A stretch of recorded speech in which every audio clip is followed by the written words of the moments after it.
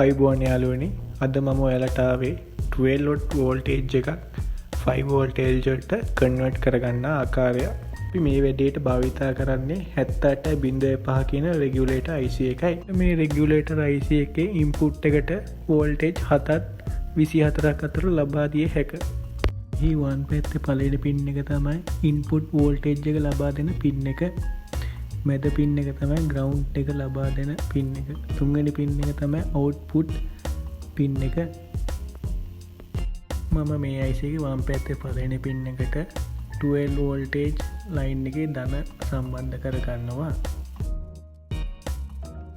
මේකේ මැද පින් එකට ග්‍රවුන්ඩ් එකට මම ඍණ 12ත් ඍණ 5ත් සම්බන්ධ කරගන්න. මේ විදිහට කළු වයර් දෙක තමයි මෙහි ඍණ ඉන්පුට් එකත් අවුට්පුට් එක.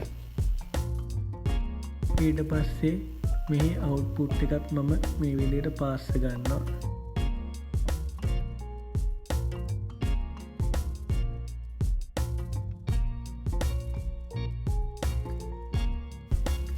මැද පින් එකට මම මල්ටිමීටර් ඍණ තියලා වම් පැත්තේ පළවෙනි පින් එකට කියලා බලන ඉන්පුට් වෝල්ටේජ් එක 12ක් ඔයාලට දැන් පේනවා. අපි බලමු අවුට්පුට් වෝල්ටේජ් එක වෝල්ටේජ් 5ට අපි හදාගත්තා. ඔයාලා මතක ඇතුව මේ වගේ හීට් සින්ක් එකකට මේ IC එක මේ විදිහට සම්බන්ධ කරගන්න. මේ වැඩේ හොඳයි නම් පහලින් මට කමෙන්ට් එකක් දාන්න. සුබ දවසක්.